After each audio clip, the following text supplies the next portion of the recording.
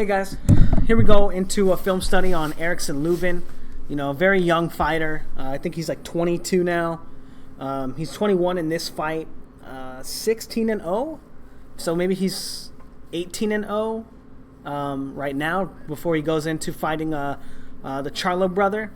And I always get their names mixed up. I'll be honest. Jermell. I don't know which one he's fighting, so we're gonna call the 154-pound champion Lil J, and then we're gonna call his not bigger brother or older brother, but the 160-pound champion or fighter at that weight class, we're gonna call him Big J. So he's gonna be fighting Lil J Charlo. I don't know what network, but I'm sure anybody who's interested in watching the fight, they're gonna catch it. So first off, all rights belong to Showtime. This film, the use of the film is for film study purposes, commentary, and analysis, and is protected under the Fair Use Act. And in no way, shape, or form am I attempting to undermine the rights of the owner by distributing it, but I am interested in giving a new and different take on the analysis of the fight, one that was not present during the broadcast.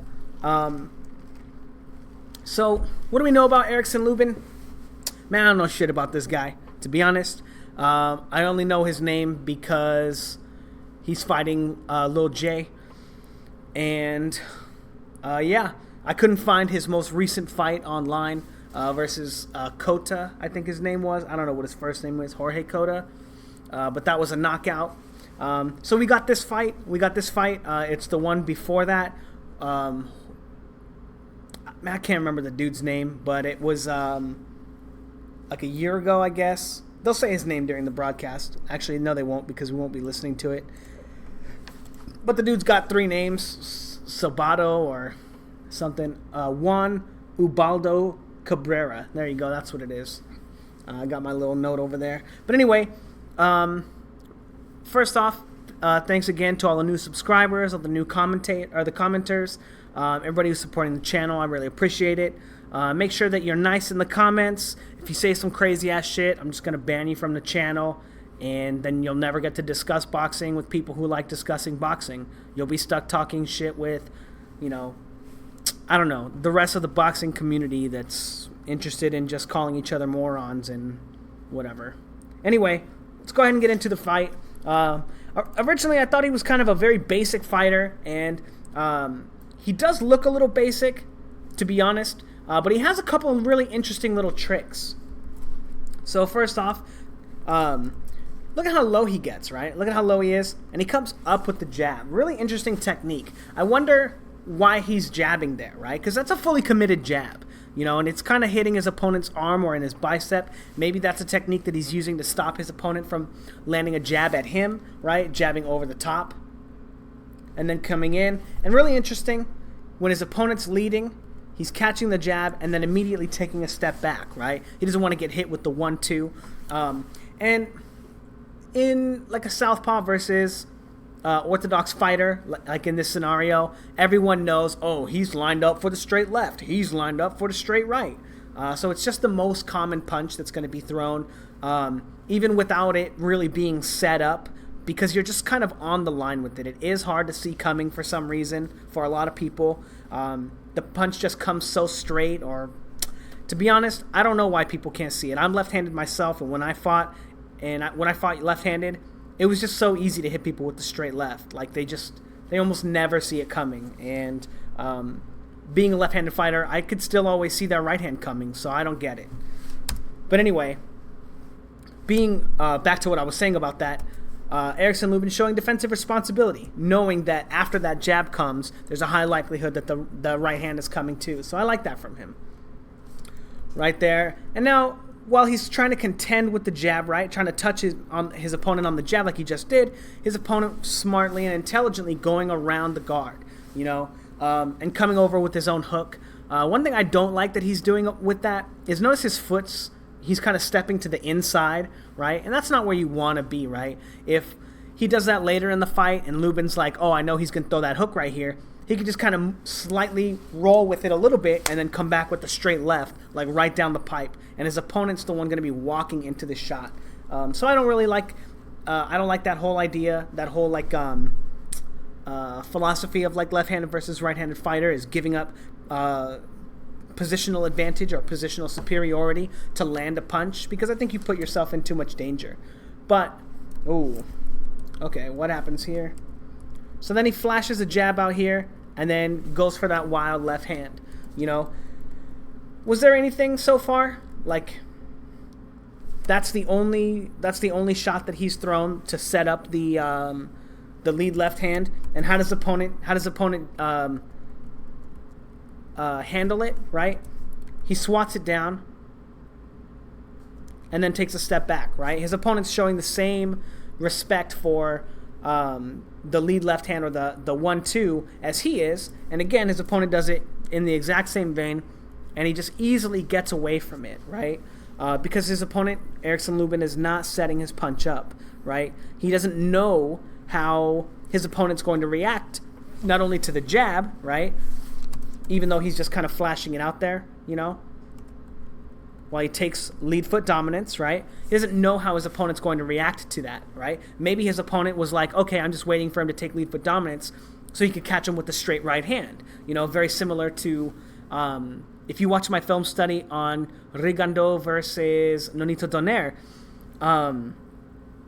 Donaire would flash the lead hand, take lead foot dominance, and as he was taking lead foot dominance, Rigondeaux would crack him with the straight left hand, you know, in between that motion. You know, but Erickson Lubin doesn't have any idea how his opponent's going to react to this and puts himself in a very dangerous position.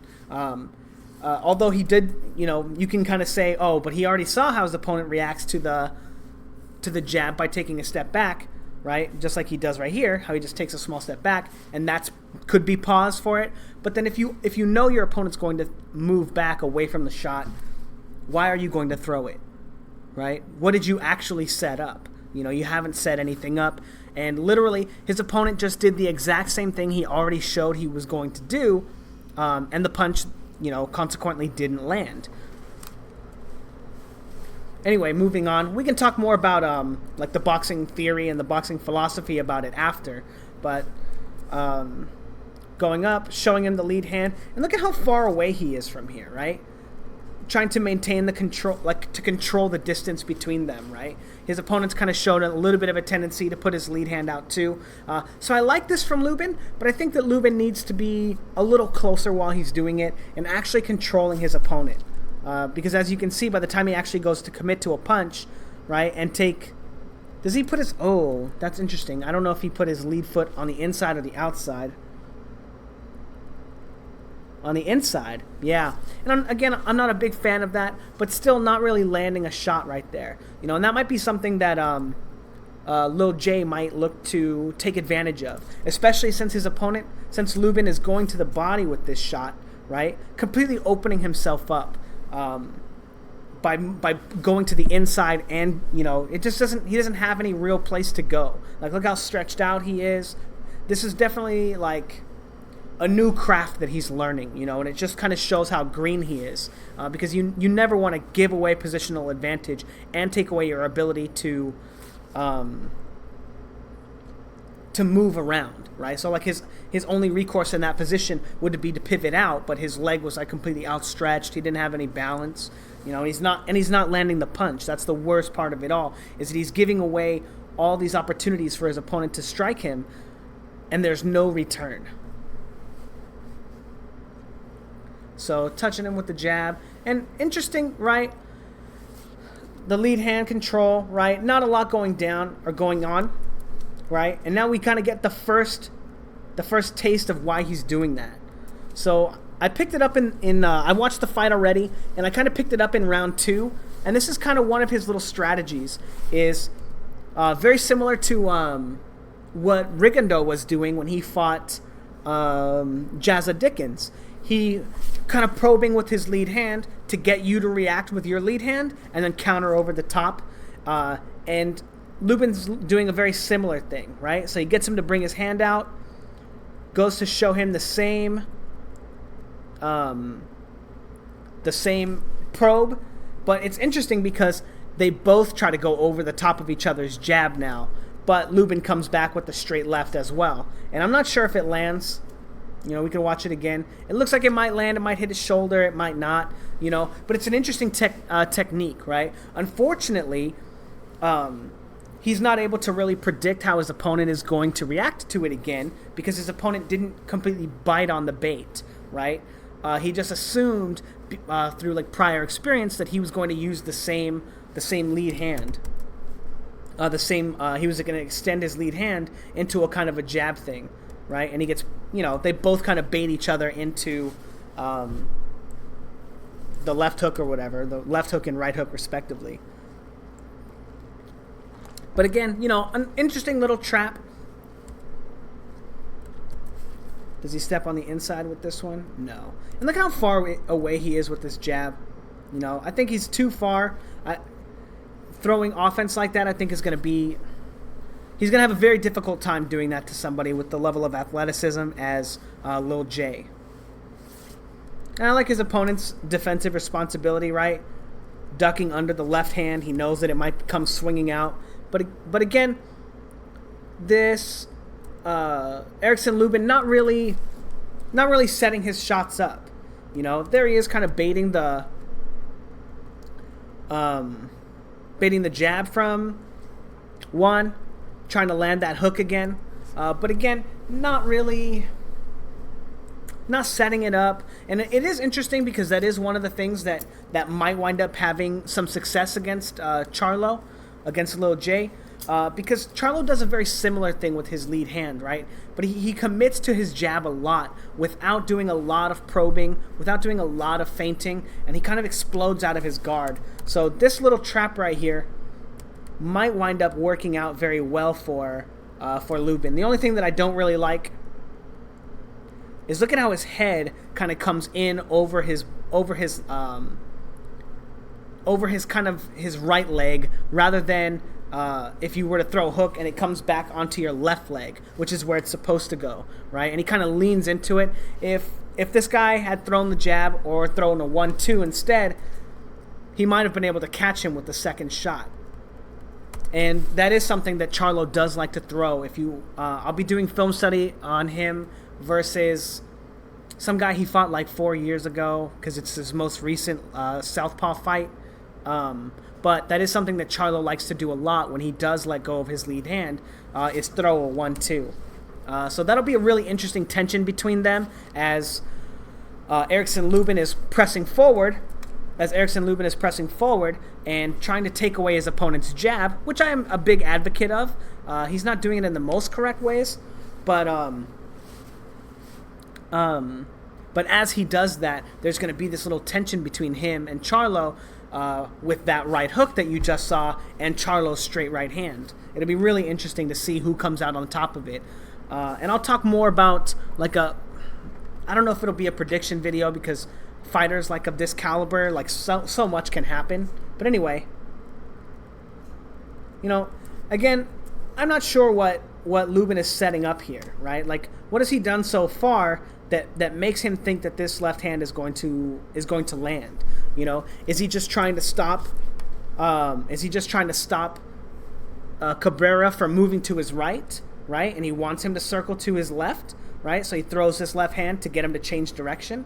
That could be, right? But is it a shot that he's really set up or taken the time to make sure is going to land? Not really, in my opinion. Maybe I'm missing something too, but not really setting that shot up, not really not really baiting to get his opponent's lead, his opponent's right hand away from his chin. Ooh, and again, his opponent is starting to pick up on the fact that he's trying to catch him with that hook, that 1-2, right, or that 3-2. And it doesn't look like Lubin is able to land that body shot. It looks like he was too far away. But again, you know, a little predictable and not really having a lot of success at the moment. Now, his opponent, Cabrera, was a Pan American gold medalist. at the Pan Am Games. He won a gold medal, so he's a decorated amateur star. So he's no slouch, right? We can see that obviously he's not as polished as Charlo in terms of like technique, sharpness, speed, or power, right? None of those things really line up. But he's not like a scrub, you know. He's not like some taxi cab driver. You know, he's the guy that's beat up all the taxi cab drivers. Anyway, again, you know, his opponent knows how he's looking to counter him, so he gets his glove up and gets under the 3-2. And Lubin not really making any adjustments, you know, so that'll be something that'll be really interesting to see when we watch Charlo versus whoever the hell he's fighting in that fight. How many adjustments that Charlo makes, if Charlo makes adjustments to his opponent's offense and stuff, so we can kind of see how quickly we expect him to pick up on these tactics. But again, pressing forward, and again, not really setting this lead left hand up, right? He does take lead foot dominance, which is really important, right? But he just changes angles and throws the punch. You know, no feint in that regard. No probing with his lead hand. And even in this case, it doesn't look like Cabrera was looking to move to his right anyway. So you can kind of maybe X that out, you know. But what maybe we'll see later on what Lubin is trying to accomplish by winging that left hand. Maybe there's more to it than I see. Again, waiting for the right hook now it is from Cabrera, and not really setting his shots up, you know, kind of waiting for Cabrera to make a mistake, and Cabrera tags him with the right hook, and then, oh, does that one land? I'm not sure. Let's see. I'm not sure. It doesn't look like it lands. It doesn't really matter, you know, whether it lands or not, if he's like, you know, but the fact is his opponent has picked up on his main forms of offense and is now starting to exploit them. You know, obviously he's not as fast, like I just said. He's not as powerful as Charlo. Even Lil J has more power and way better technique. So he's going to be able to exploit this little tendency of Lubin to kind of wait and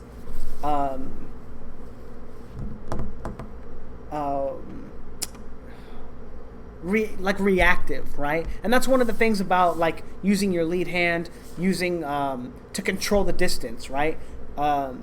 Because when you have control of the space, right, like Lubin doesn't, that's why his opponent is able to feint him right here and then just go in with the right hook. And it's not a hard punch, right? That's not the point though. But that's the reason why he's able to land these shots, is because he's doing more to control the space between them than Lubin is. You know, neither one of them are doing a lot, right?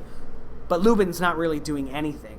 And he's just kind of waiting for that lead hand to come out so he can kind of try and take it away from him and maybe, you know, get more aggressive later.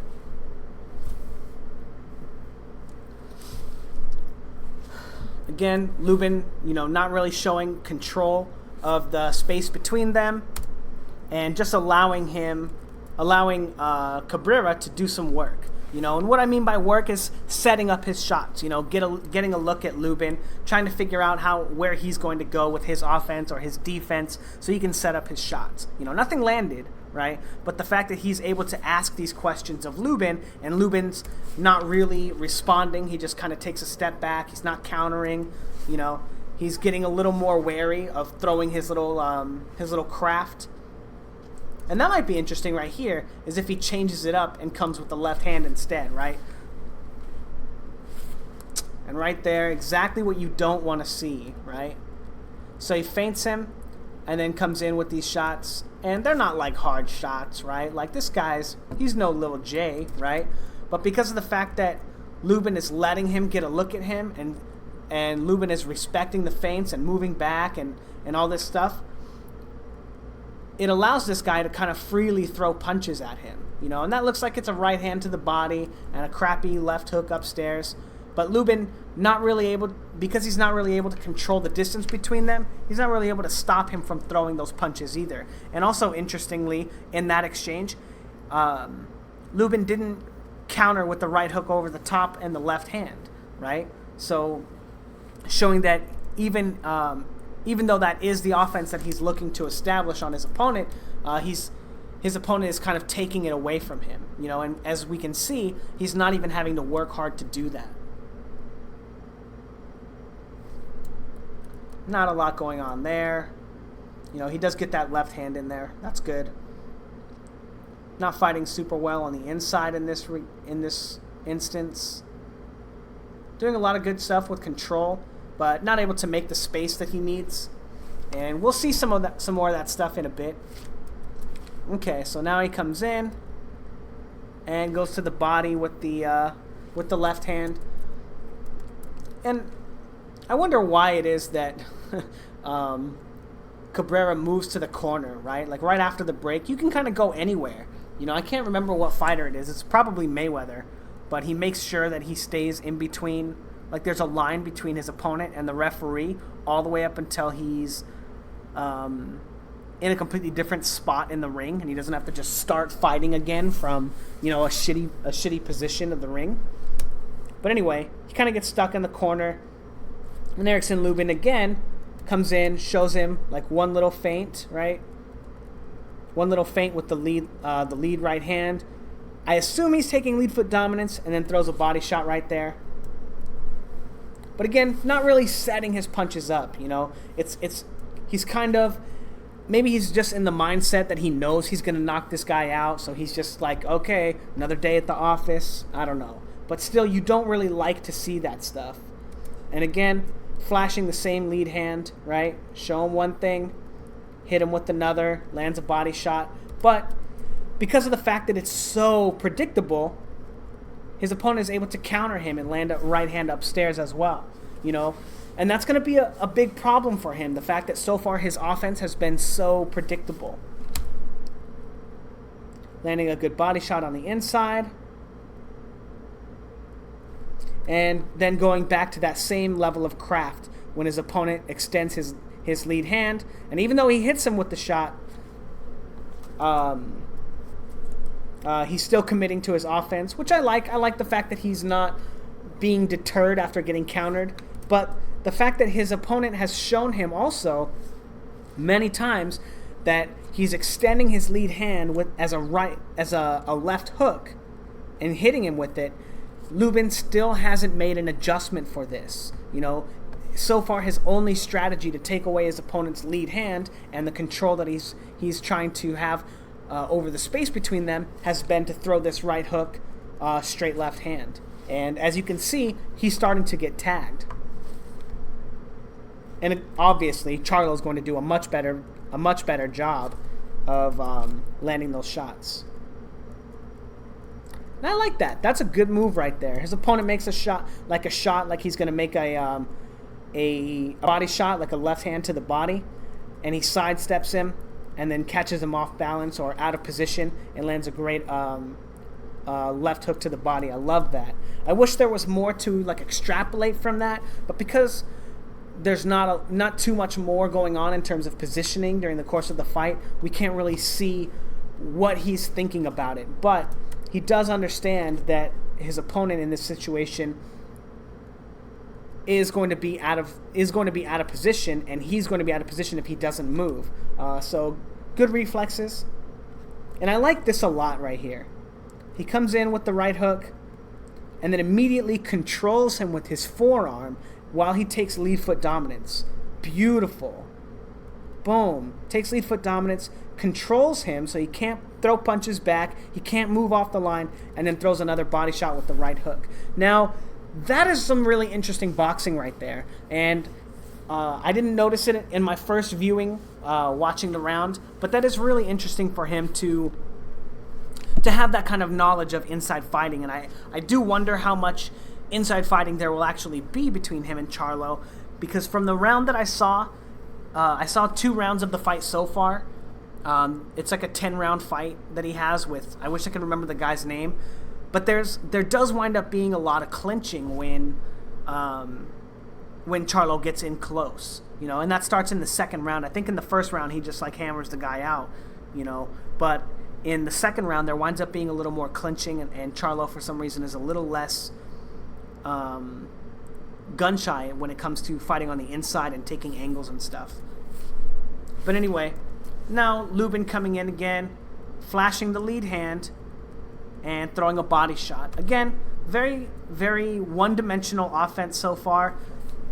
Maybe he's a better fighter than this. Maybe he's on autopilot, right? But maybe not, right? How do we give him credit for stuff that we haven't seen? Anyway, coming in and again in the same fashion, right? Lead hand, takes lead foot dominance, and throws a body shot. You know, not super effective in this regard, right? His opponent kind of gets away from all those shots. Oh, not bad from his opponent right there. Landing a body shot on the inside while he holds his head down. Yeah, good job, bro. I'm just kidding, by the way. That's not a really good job. You shouldn't be doing that. But I like this from Lubin. Boom. After landing that body shot, well, we'll do the whole engagement, right? Comes in, controls him with his forearm right there. So you see his forearm on his body to create space. And after creating the space, I think he's controlling him with his left hand now, and he throws a body shot. Immediately after the body shot, controls him with his forearm again and his elbow, takes a step back, throws another body shot. Beautiful, beautiful boxing. And I think he might even control him after that too. Yeah, he controls him with his left hand after he throws that other shot. Beautiful. Control him again. Whoops, my video's starting to freeze now. And look at, oh, nice. It looks like he was trying to block removal technique right there. I'm not exactly sure if it comes out. Yeah, so he does. He tries a block removal. He tries to pull down his opponent's right glove so he can land another left hand. And then throws that body shot again. And then controls him on the way out. Boom. Controls him. And then shoots the straight left hand to end the engagement. You know, some decent skills right there. You know, I wonder, you know, is that only when he's fighting on the inside does he have that capability? Is that part of his better craft? If it is, why doesn't he look to be fighting on the inside more often? You know, really interesting. And also, I don't know when the round is going to end because there's no round timer, which I actually think is really cool. But might be problematic for film studies if I can't tell how much more talking I need to do, or, you know. But anyway, this is really interesting.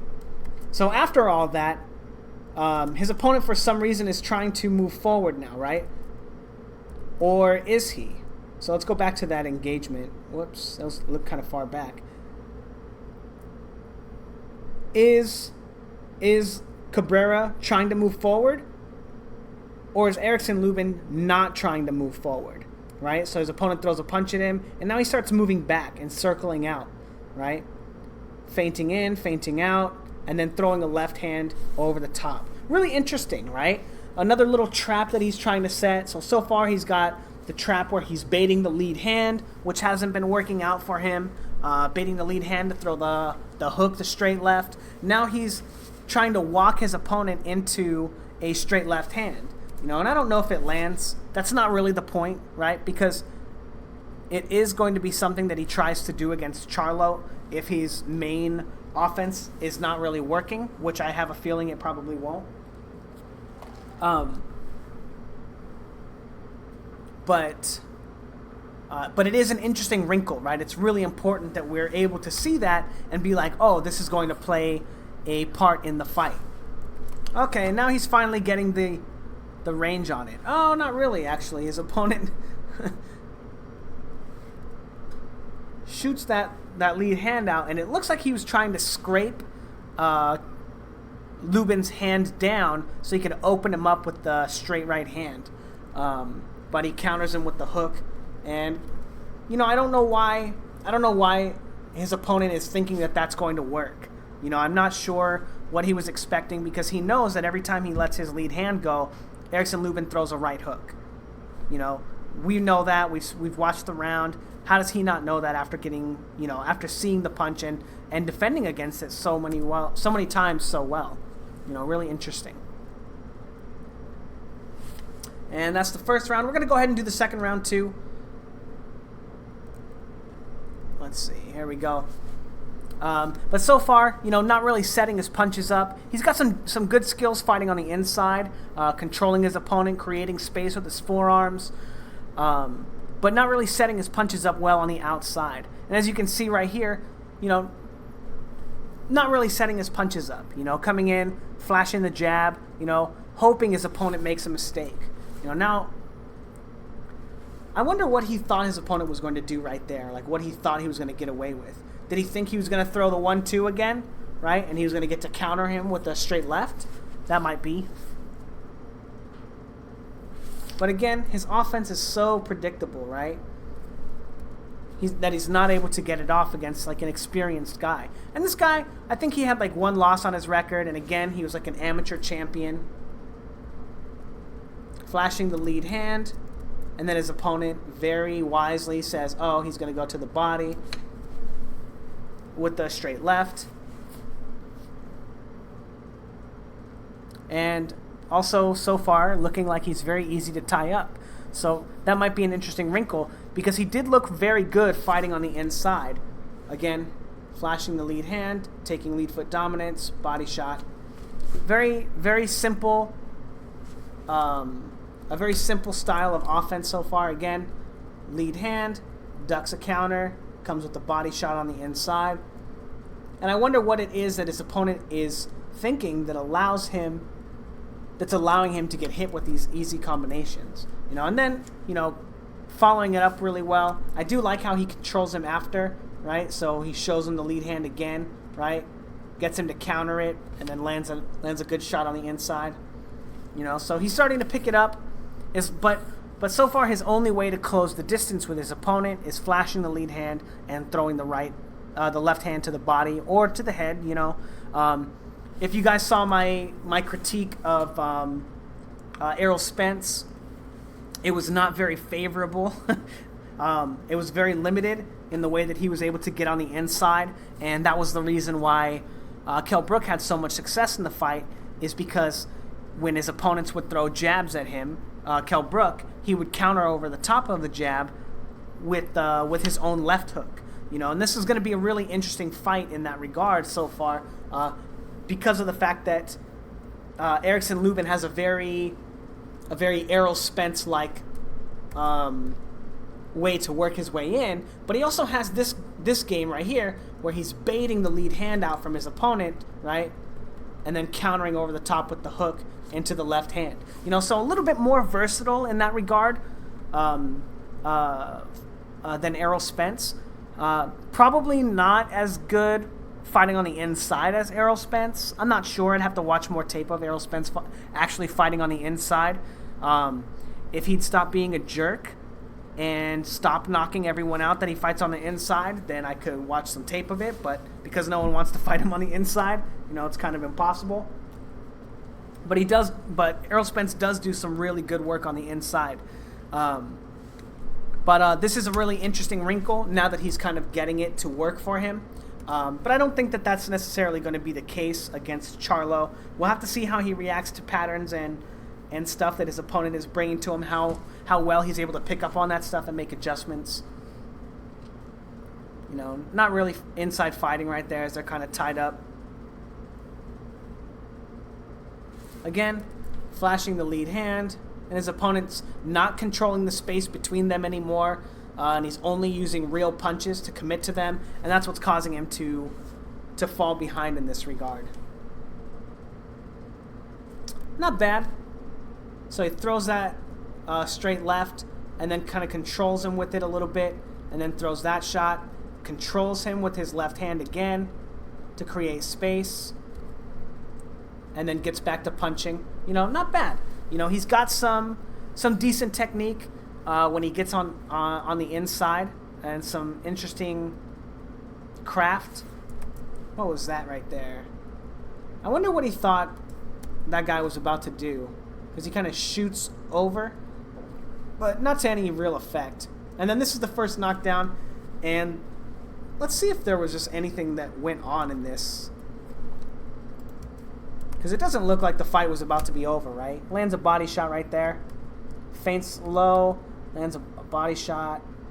Headshot maybe. They're tied up. Trying to control him, trying to create space. Lands a body shot. Maybe that right hook to the temple right there. Nah, that might be it. He does look like he gets a little wobbly after that right hook. Now there is something else really interesting. So then he comes out, and obviously he's just throwing hard punches, right? Taunting him a little bit. You know, he probably doesn't need to do that, but that's not the point. It doesn't matter. But this is really interesting. So this is the first sequence, right? Notice how he jumps over, right? So this is just before he knocks him down, and he's going to get him on the ropes real quick. And this is a really interesting technique, and this might be like one of the more important like facets of the fight. So we've seen him. One of the ways that he opens his offense is when his opponent commits to a lead punch, like a jab or a hook. He tries to counter it by going over the top of it with his own hook, or even going under it if his opponent goes over the top by throwing his own hook into a left hand. Then we've seen him flash the lead hand, take lead foot dominance, throw a body shot. But this is really interesting right here. So he gets his opponent on the ropes and in the high guard. Now watch this jab, right? He shoots it in, and he pulls his opponent's guard down to make room for his straight left hand. Now, this is the one thing that's kind of making me not edge toward Lubin, right? I still think so far, before I do like real film study on Charlo, that Charlo is like going to be a massive favorite, and that he is very likely to win the fight.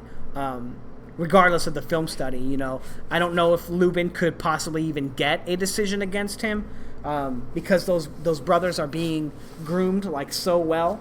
Like, could he get a fair shake in the first place? I don't fucking know. But this is going to be one of those techniques that might have a lot of weight pulling in the fight.